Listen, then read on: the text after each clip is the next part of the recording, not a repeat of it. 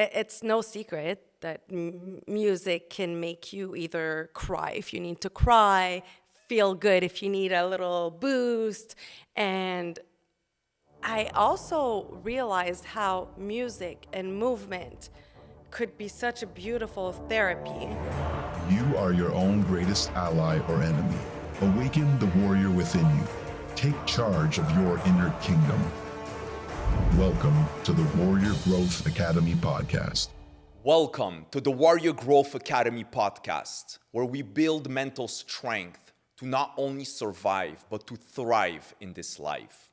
Today, we have an incredible, special, and unique guest. She came up with her own practice, the spiritual workout. Yes, it sounds amazing, and it is amazing. She has much more to share, so please welcome Abeille. Hello, my friend. How are you? I'm good. I'm happy to be here. I am so happy you're here. This is amazing. So before getting into the depth of your practice and of your beliefs and your thoughts and your You want to know what I opinions- had for breakfast? Of course, no. I want to know a little bit of your journey. What brought you to today's version of Abeille? What is a mix of your upbringing? I know you've been in the show business. I know you've been on TV. You've been an entertainer. So guide us a little bit through that journey. Absolutely. I was born in a very artistic family. My mother was and still is a healer. She's a shiatsu therapist. She was the first to have actually a school of massage in Quebec. And she's always been a bit of, I'm going to say it, a witch. Very, very intuitive. And my dad is the artist, was an actor, but also a very special soul, lived in nature, really, really loved to be surrounded by nature more than humans, I would say. So just from the get-go, very special parents, grew up with two sisters, and as soon as I started to develop my personality and my interest, right away, I wanted to be a dancer. I wanted to be in TV and acting. So I took a lot of acting classes and dance class when I was young. My sister Mitsu is a well-known singer in Canada. And so I saw her, doing her career, and I looked up to her, and I developed my own, structure and sense of artistry.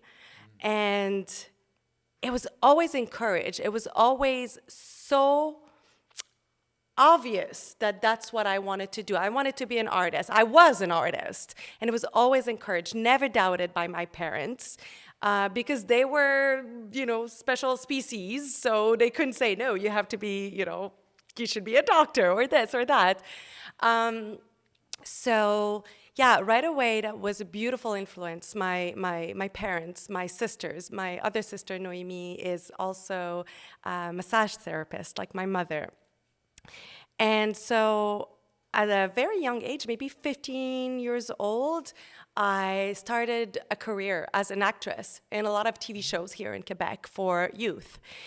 And so I was an actor, and then I became a VJ at Music Plus. Yeah, Music Plus, which is like MTV or, here in Quebec in French. And so I was very close to music as well and entertainment. And I felt like I was just doing what I was supposed to be doing without really questioning anything. And so I thought, okay, let me continue on this path and let me study even harder to become a better actress. So I decided to move to LA. I was 17 years old. And my mom came with me because I was young, so we sold everything. My mom sold her house, packed 2 bags of her own. I packed 2 bags of my own. We had never been to LA, ever, but we knew that I wanted to go to this school called Stella Adler Academy of Acting. And so we applied, I auditioned, I got the gig, and so we moved. both my sisters were older at this point, living in their own apartments. So it wasn't like my mom was abandoning my other sisters, by the way. And so, yeah, from there, I just studied and did theater and did a lot of acting gigs there in LA. Nothing huge like music videos and commercials and little roles here and there. And I ended up living there for 5 years. And when I came back, I was 21 years old. And it was like, oh, okay, well, again, let me not question what I want to do and continue being an actress and pick up where I left. But then I didn't get any gig. I would audition, and I was never picked. I was always the second or the third, or for some reason, it wasn't working for like 2 years. I was 21 years old, 22. I had gone back at my mom's house because I was just back from LA and I needed to, figure things out. And it was the first time of my life where I was like, oh, if I'm not an actress, what am I? I had never had a job. Like, I never worked in a restaurant or in a clothing store or like all of my friends at McDonald's or, so I didn't know what else to do. And my sister had a company, and she said, well, come work at the reception for a while. Like, it's pretty easy. So I did that for maybe 6 months just to, figure out what do I want to do. And for a little while, I was like, music kept coming back. And, I would love to go out and dance. And yeah, I was 22, 23, so I would go out every single night. Yeah. And music was so important for me. And I kept thinking how cool it would be to be a DJ and to be able to kind of like control the vibe of the place with the sounds, with my selection. And so I would just talk about it, but it was really vague. And one day, my sister like snapped and she's like, stop talking about it and go for it. Okay, what do I do? Where do I start? So I called up a friend and he was like, all right, well, just rent this equipment and I'll come and show you the basic. I rented the equipment, installed it in my kitchen. It was with CDs. And so I just started messing around and playing, and I was like, oh shit, there's something there. Like, I love it. And I was lucky because I was going out a lot in clubs, so I knew people, and they were like, yeah, sure, come try it, I was not a great DJ. Like, my technique was not good, but my sound selection, I think, was so interesting that people were like, okay, we'll excuse that little ick there, And so I became a DJ. And then I grew and I became better and better. And now it's been, I would say, almost 15 years that I've been a professional DJ. And I went with the direction of being more of a corporate, private event type of DJ, just because I'm not so much of a night owl. Like, I want to be healthy. Like, I don't want to go to bed every night at 3 a.m. So those kind of events were a bit more structured and a bit more for me. And so that's the first bit. There's a whole other part when the pandemic arrived and how I transitioned. But yeah. Before we get to the next part, and thank you so much for separating the chapters of your life. What do you think are the biggest, if not maybe you can pinpoint the biggest lesson of that chapter of your life? Because I feel there was so much ups and downs and redirections. How would you, or do you see kind of, a powerful lesson that can be applied also in the rest of your life? Yeah, there's just one thing that comes up, and it's that moment where I was working, at the front desk, and I was like, yeah, I'm becoming a DJ. This is real.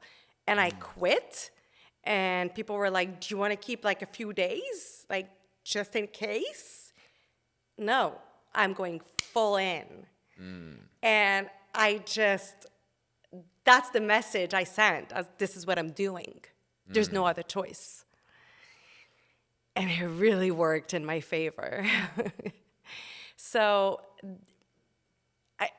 obviously, it's not something you can just, say anytime you really want something. But it starts with believing in yourself.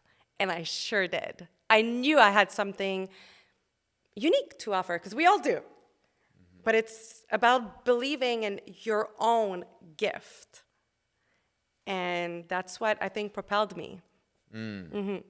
That's beautiful. And I think if I would, let's say, reformulate or add on to that lesson, Yes. It's not about just the fact of quitting your job and going full on. It's more about what's the motivation behind and the belief, which is if, let's say, you keep part-time at the job and you kind of try to do it, in a way, you fear that there might be failure. Yeah. And not only failure itself, you also don't trust the process of, even if it fails, it will redirect you to somewhere better.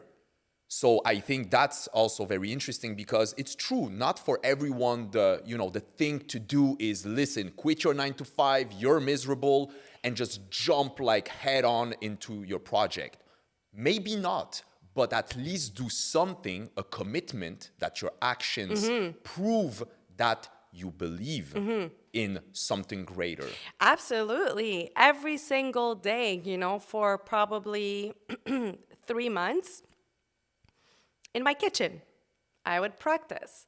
And I made sure it was really for me, and I wanted to do this, and that there was, maybe a future for me out there with this new career.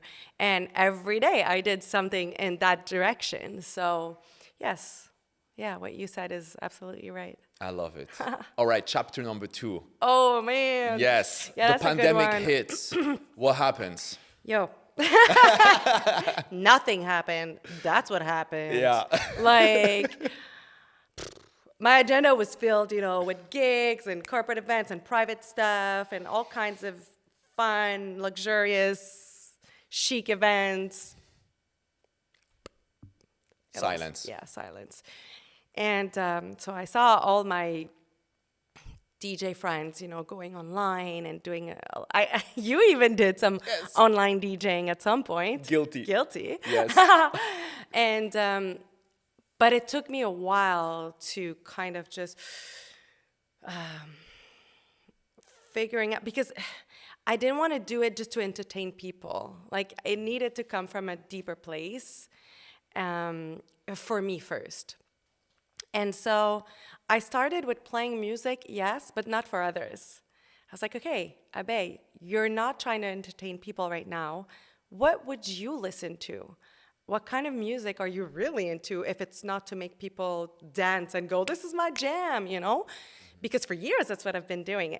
And so I explored with music and different sounds that I didn't really have time to listen to, because usually when I'm busy, I'll go and buy and download songs that I know I'm going to play for work, but not necessarily for myself.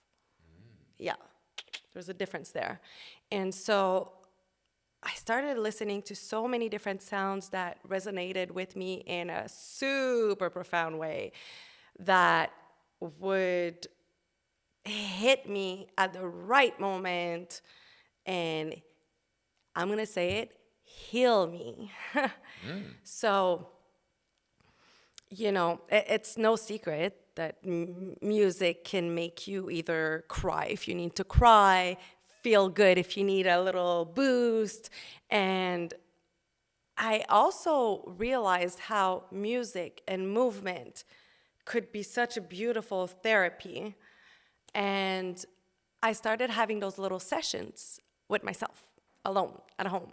Or my husband and my kid were there, but I would just close the door and take 30 minutes to listen to music and move and shake it off, whatever the mood was that day.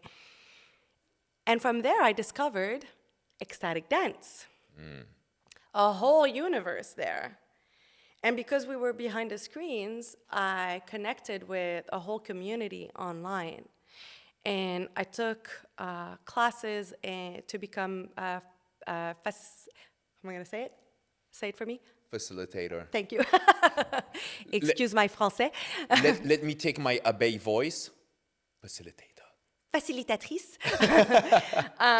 So to DJ those kind of dances, which is super specific.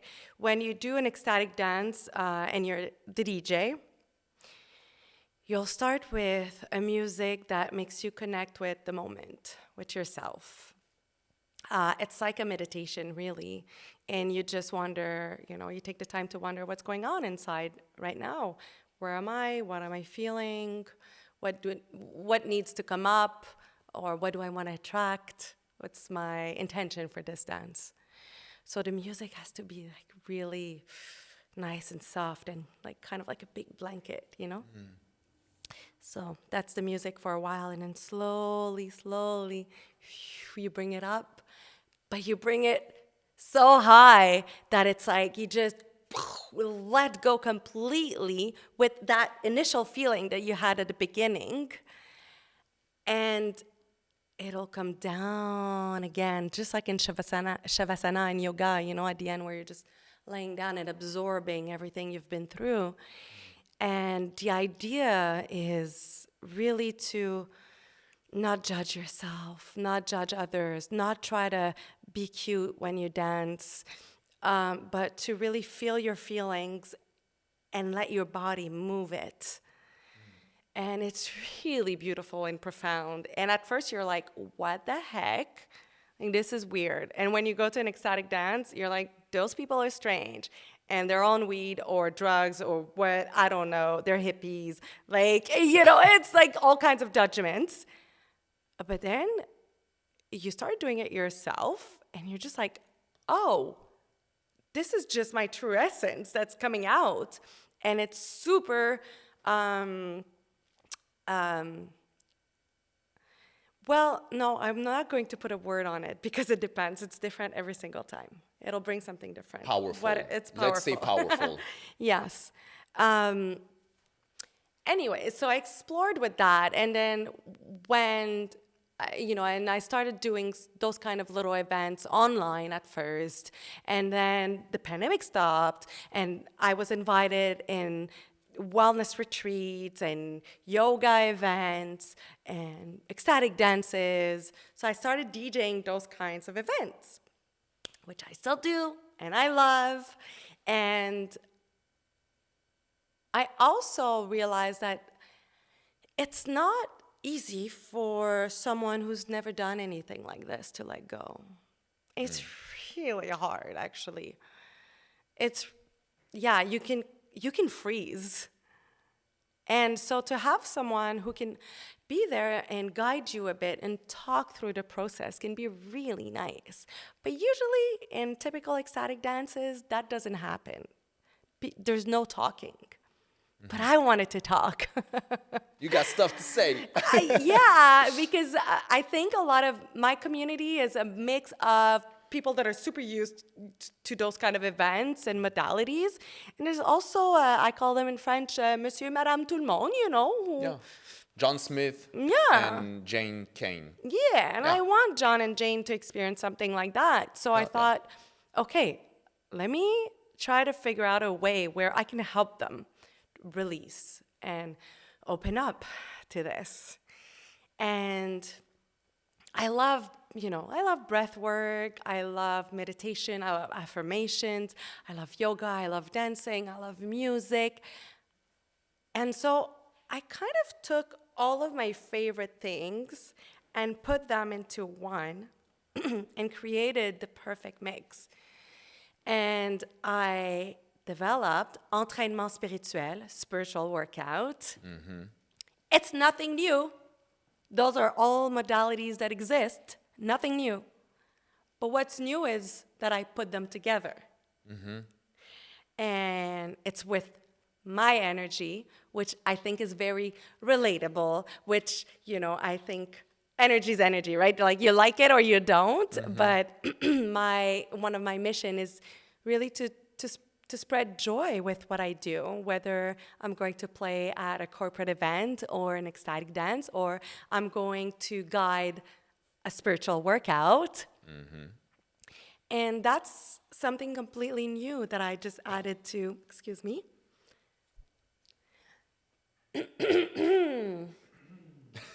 She's back. So that's something completely new that I just added in my toolbox kit. And I feel like it's a beautiful mission that I have right now because it's guided towards wellness, but it's still super fun. I'm still DJing, which I love.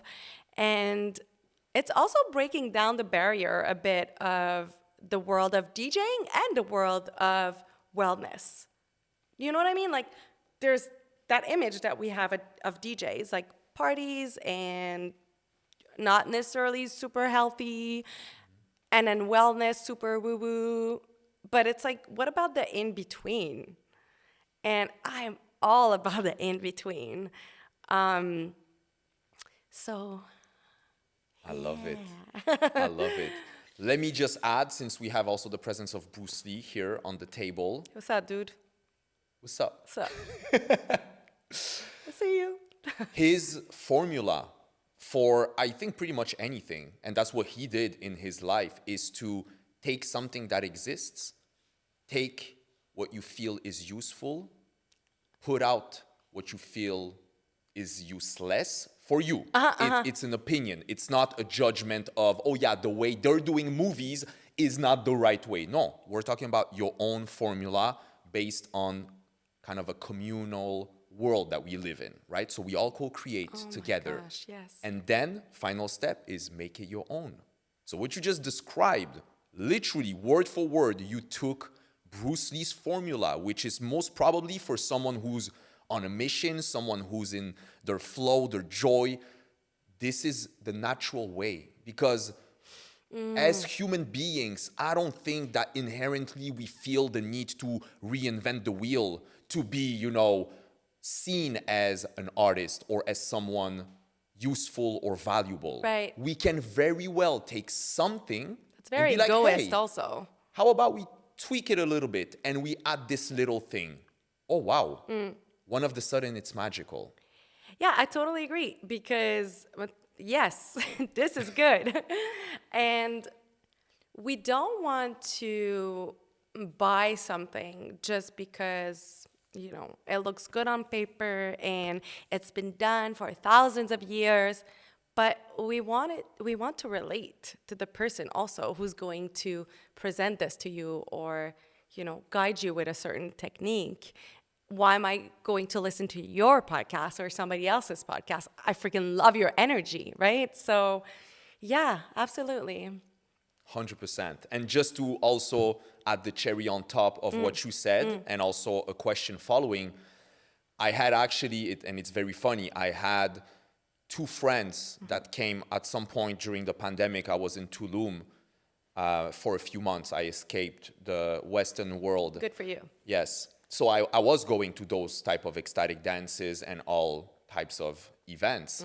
And it is something that I discovered in the recent years, but at some point after like 3, 4, 5, 6, you kind of get into it. And especially as soon as you let go, there's not really a technique you need to follow. There's actually just one principle of letting go. Non-judgment, Yeah. no talking on a dance floor. Exactly. And Yeah. you just you flow, you do your thing as it's meant to be. Right. But I had two friends that were visiting in town, but for a week, right? So more the typical kind of just little short vacation mental mode, right? Yeah. And they've never been to those types of events. So basically were they in for a get treat. to this place and it was a full moon. So it was like an ecstatic Extra. dance, full moon on the edge of the ocean. So you have all the elements. It's like pure magic.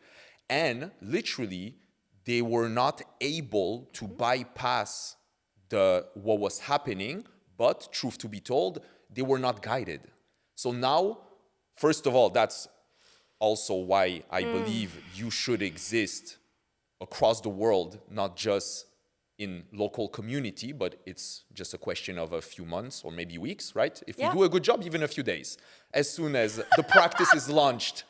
But first of all, before even, let's Yeah. imagine you don't exist in the mix, what is one thing that someone who is in that setting of an ecstatic dance, or even at home alone, and they want to let go and experience that joy and vibe, what is like a little technique or something we can do to stop that blockage of like, it's okay if I move weird? Yeah. Yeah. I think it starts with the setting because you need to feel safe. So, your space. Are you in a room where you know nobody's going to come in? If you live alone and you're in your living room, maybe close the curtains so you don't feel like people are watching you. And good speakers or headphones to have a good sound and to feel the music. And to choose music, it could be music with no words. Some people think that's easier. I don't necessarily. I can connect to Britney Spears if if I need to. But connect to music that you know will trigger something inside of you. There's all kinds of playlists on Spotify. I have playlists on Spotify for ecstatic dances. There's a lot of tribal music. And yeah, play a few songs where you can maybe close your eyes, take time to meditate first, to understand where you're at. Do I feel anger? Do I feel sadness, grief, joy, excitement? Connect with that feeling without going with the story. Don't attach it to a story because then you're not in your body anymore. You're in your mind. We don't want that. Like we're in our minds all day, every single day, working, thinking, calling, texting. Can we breathe and see what's happening in your body? Because it has so much to say. It has so much to say. And once you can tap into a feeling and you can just feel it, breathe with it. And move. What color does it have? How does it want to move? What sound does it want to make? And you can slowly get yourself there. It can be super small, it can be big. There's no rules. But what's magical is that if you go in that feeling and you do what I just said, you'll realize that it recycles, like it transforms itself. It doesn't stay there. If my shoulder's hurting and I start giving it love and attention, just love and attention, and I literally breathe in my shoulder, impermanence, nothing is permanent. Ça circule, it's energy. And ecstatic dance or movement, ecstatic dance, it doesn't need to be ecstatic dance. Movement, awareness, mindfulness will move that energy. Feel it, let it out. And so with the entraînement spirituel, spiritual workout, it's a mix of three things. There's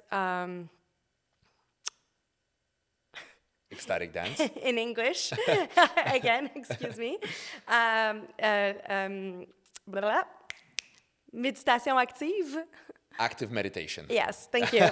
Active meditation. We're in Montreal, by the way. We're Frenchies, but it's the second language, French, English, so That's right. excuse our French. Thank you, thank you. But it's charming. Un croissant, s'il vous plaît. Exact. So you'll just start with doing certain movements non-stop. And what happens when you do a movement non-stop? you're not in your head, you're in your movement, because you got to think, okay, I'm doing this, I'm doing this, I'm doing this. Oh, I'm breathing and I'm doing it and I'm on a roll and I'm in my body and it's happening and woo, ça circule. So that's active meditation. Dancing can be called active meditation. Ecstatic dance, letting go freely as you wish, as your body wants, and positive affirmations. So it's three things that I put together. It can be 15 minutes, it can be 60 minutes, but I guide you through it. And obviously my music makes a big difference because I'm a DJ, so I think I have Magic that touch. little touch. Yes. And it's a beautiful practice that I did for so many years alone in my basement without really knowing what I was doing. But then I realized I need to put something together because this really makes sense. And I need to offer this. Because when I just do ecstatic dances in special events, a lot of people are scared. And they're like, what is this? I don't know. I don't know if I'm going to be able to let go. But I started presenting it online just to demystify a bit. Like, okay, you're safe. You're behind your computer. You're at home. Just let me guide you. Let's have some fun. It's really nothing so special at the end. You're letting go. You're having fun. You're releasing what needs to be released. A lot of people write to me after, like, what the heck? Like, I cried nonstop. I had no idea I had this thing inside of me. And I'm like, oh, good. You know? So whatever needs to be felt is felt. I love it. I love it. So, I mean, on this subject, whoever, if you're listening to this, Abeille has a bundle on the platform, Warrior Growth Academy, with different types of sessions, one that goes full into the experience, some shorter ones that can be done in the morning, in the evening. It is truly magical. And if you're not convinced by now of all those benefits, you won't. You won't. I don't want to be mean, but like I think this there's different tools for different people. Of course. And why do I use active meditation and not traditional meditation? Because that's what works for me. When I sit down and I listen to more of a classic meditation, I can't help it. Like my hips rotate, my shoulders, there's a movement. That's how I'm built. Like there's always a movement inside of me, and that's how I transmute things and I absorb information. So I present you what works for me, and I hope it does for you too.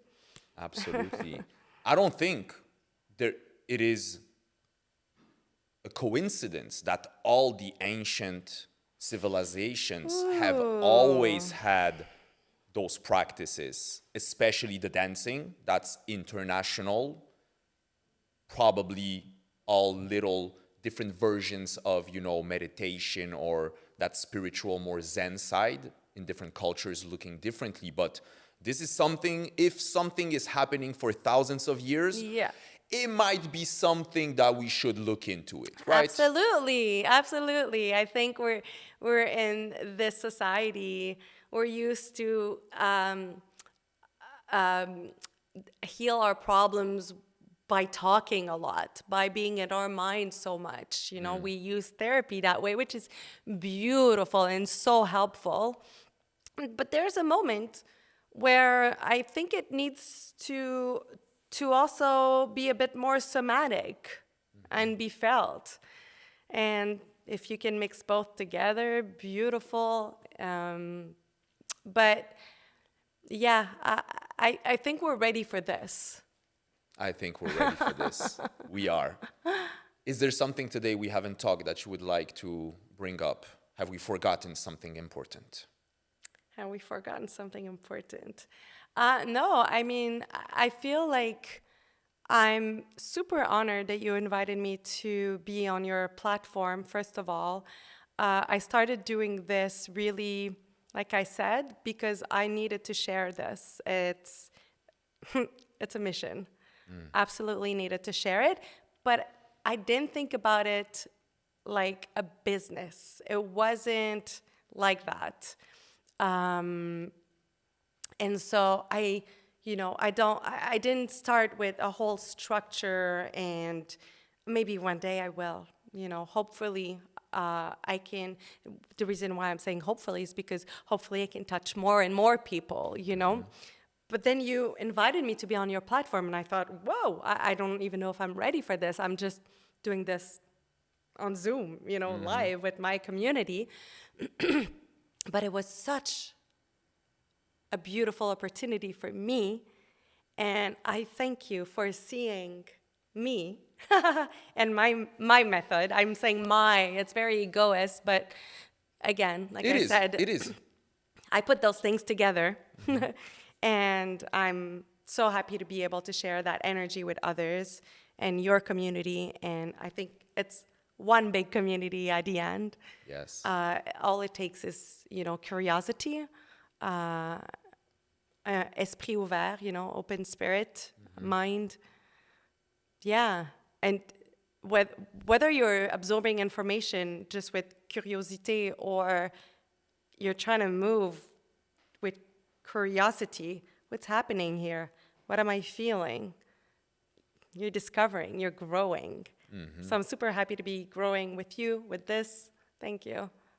Well, I thank you right back for obviously saying yes to the invitation, but also saying yes to you being ready to share it with more people in a different format. Yeah. But I think that's how life is made, Yeah. right? Like there's some things we cannot explain about, some things that happen in divine timing. Absolutely. And we might, of course, put it a label of coincidence or luck or whatever we want to call it. But no, man, I went for it. I knew I needed to go for it. And I believe in it so much. And I think this is just the beginning. And we're in this together. That's awesome. damn right. I hope you're ready for a hell of a ride. Let's go. Because we going far, baby. Yeah, you ready? Woo! Amazing. All right. So make sure to check out the spiritual workout, entraînement spirituel with Abeille Gélina on the Warrior Growth Academy platform. Trust me, at least read through the script and watch the trailer if you're not yet convinced. It is something incredibly powerful, whoever you are, wherever you are in the world. Make sure to subscribe to the channel to not miss more of those incredible conversations, and I'll see you at the next episode.